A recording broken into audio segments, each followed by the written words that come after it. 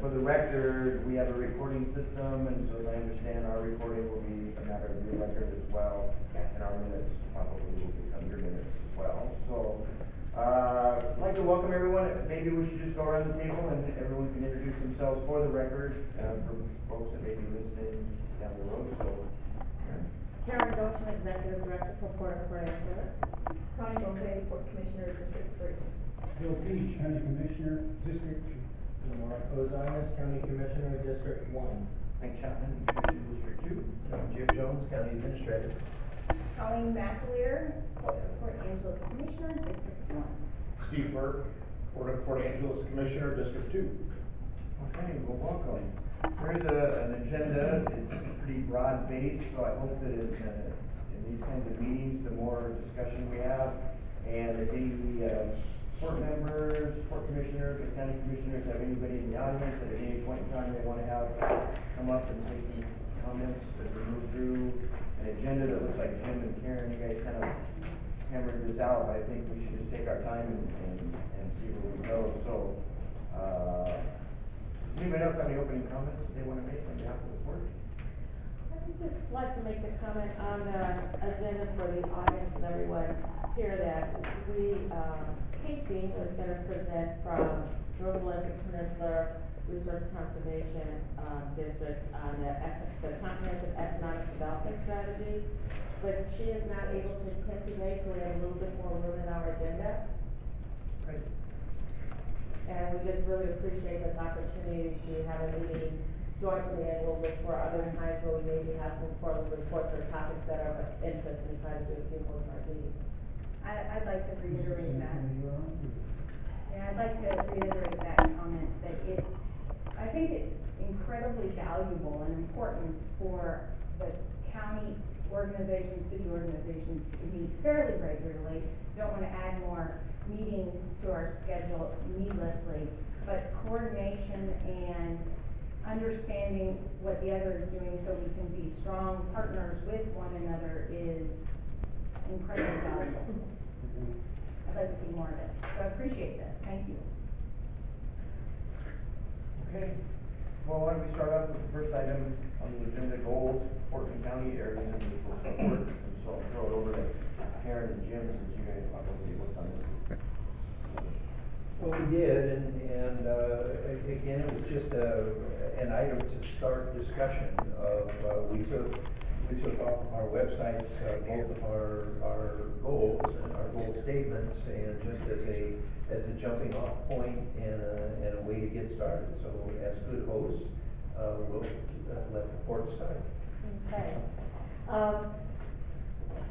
In our 5-year plan, we have quite a few items that are significant, and we wanted to use this opportunity to discuss some of them that we could maybe look for, not only goals where we can support efforts that the county is working on their goals, but efforts where the county can support the port, and then go beyond that and say, are there some general community goals that we can start looking at and forming? The idea that I know the port is interested in meeting with a number of different jurisdictions and trying to find out community-wise what makes the largest difference or what barriers we have as far as economic development. And I know one of the items we actually have on this agenda is workforce development. While the port can't do something directly in workforce development, we can support workforce development, and we see as workforce development as one of those community-wide goals. And there may be other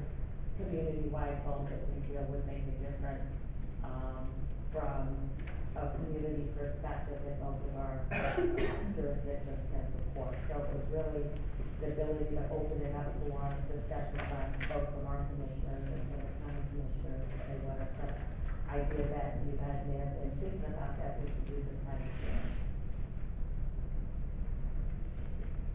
Comments from any commissioners? I'd just like to offer, to see that we've got back in the audience with us, and the idea of trying to network with the city and the port and the county is really good. We've had conversation before with regard to tourism and the boats. Does it guess they're bigger than a boat, aren't they? That's this one. The cruise ships? Yeah, the cruise vessels, and Pat shared the notion of, trying to coordinate and work together to encourage that business. What I was wondering about is if that's on the radar for the port. The cruise ships that visit, at the beach dock terminal at T1 usually have us every 2 years that we have worked some things out, with them. When the cruise ships are in, we have somewhat of a timing issue if we are doing log exports at the same time because of the amount of traffic. But the cruise ships can be scheduled, well in advance.